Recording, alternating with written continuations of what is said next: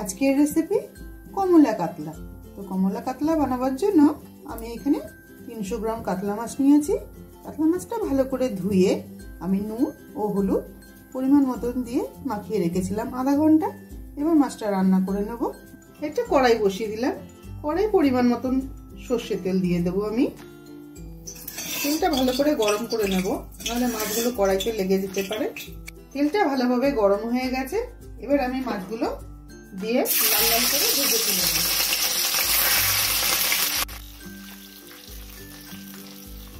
মাছটা রান্না করার জন্য কিছু মশলা করে নেব। এখানে 2টো পাকা লঙ্কা আছে, আর একটা টমেটো, আর হাফ ইঞ্চি মতো আদা নিয়েছি। এগুলো একটা মিহি পেস্ট বানিয়ে নেব। হালকা লাল করে মাছগুলো আমি ভেজে নিলাম, তুলে নেব।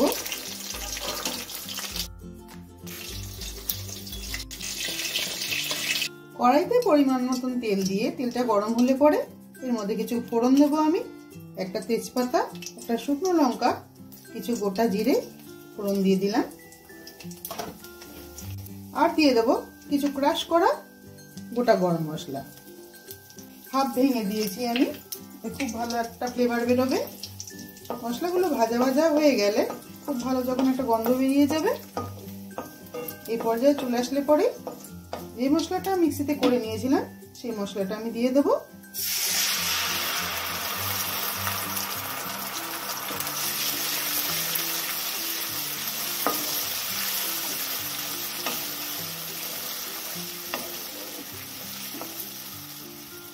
আদার কাঁচা গন্ধটা চলে যাওয়া অবধি আমি কষিয়ে নিলাম।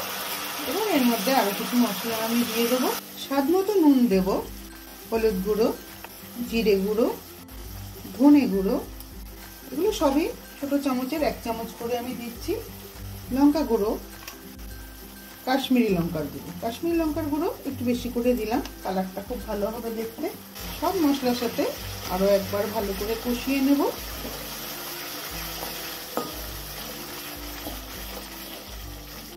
মশলার থেকে তেল ছাড়তে শুরু করে দিয়েছে। এই পর্যায়ে চলে আসলে পরে এর মধ্যে দিয়ে দেবো একদম অল্প পরিমাণে চিনি, কারণ যেহেতু লেবুর রস দেবো একটু টক ভাব থাকবে। আর চিনিটা দিয়ে দিলে পরে নুন ঝাল মিষ্টির ব্যালেন্সটা খুব ভালো লাগবে খেতে। ব্যালেন্সটা ঠিক থাকার জন্যই আমি একটু চিনি দিয়ে দিলাম। মাছের পরিমাণ যতটা হবে সব মশলাই তোমরা বাড়িয়ে কমিয়ে নিতে পারো। এর মধ্যে আমি একদম অল্প পরিমাণে জল দিয়ে দেবো।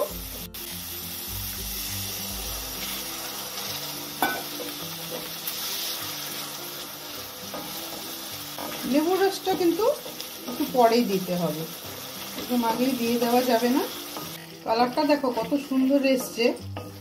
এই রান্নাটা একটু লাল লালই হবে দেখতে। এবার ভেজে রাখা মাছগুলো আমি দিয়ে দেবো এর মধ্যে।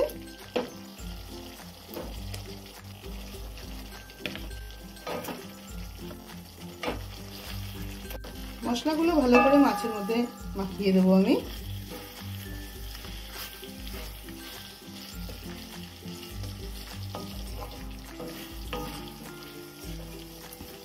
একই রকম রান্না খেতে খেতে যখন মুখে অরুচি ধরে যায়, তখন এই ধরনের ইউনিক রেসিপিগুলো কিন্তু ট্রাই করা যেতেই পারে বন্ধুরা। খুবই ভালো খেতে। মাছের মধ্যে মশলাগুলোকে ভালো করে আমি মাখিয়ে দিলাম। মশলার সাথে 5 মিনিট রান্না করে নিলাম আমি। এবার দিয়ে দেবো লেবুর রসটা।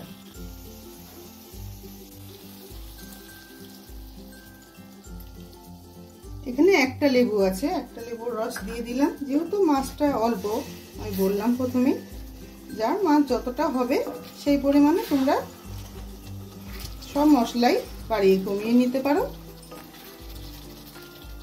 আর যারা বেশি একটু ঝোল খেতে পছন্দ করো তারা একটু বেশি করে লেবুর রস দিয়ে দিতে পারো। লেবুর রসটা দিয়ে দেওয়ার পর 2 মিনিট ফুটিয়েই আমি নামিয়ে নেব। রান্নাটা আমার একদম কমপ্লিট হয়ে গেছে। কিছু ফ্রেশ ধনেপাতা দিয়ে দিলাম আমি। এই মাছটা আমি রান্না করেছি যে কিনো যে হয় লেবু, ওই কমলা লেবুগুলো দিয়ে আমি রান্না করেছি। কারণ এমনি নর্মাল যে কমলা লেবুগুলো হয় ওগুলো দিয়ে রান্না করতে গেলে কিন্তু একটু তিতকুটে ভাব থাকে। আর আনসিজনে তোমরা যদি রান্না করতে চাও তখন তোমরা কেনা যে অরেঞ্জ জুস আছে সেই অরেঞ্জ জুসটা দিয়ে কিন্তু রান্না অনায়াসেই করে নিতে পারো। খুবই ভালো হবে খেতে। এতে টেস্টের কোনো তারতম্য আলাদা হবে না। একদম সেম টেস্ট থাকবে। রান্নাটা আমার একদম কমপ্লিট হয়ে গেছে। এবার আমি নামিয়ে সার্ভ করব।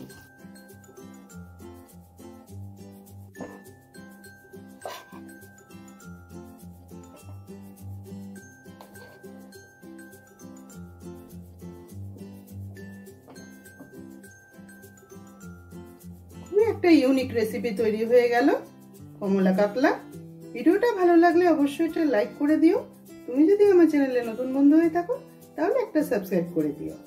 পুরো ভিডিওটা দেখার জন্য অসংখ্য ধন্যবাদ। সবাই ভালো থেকো।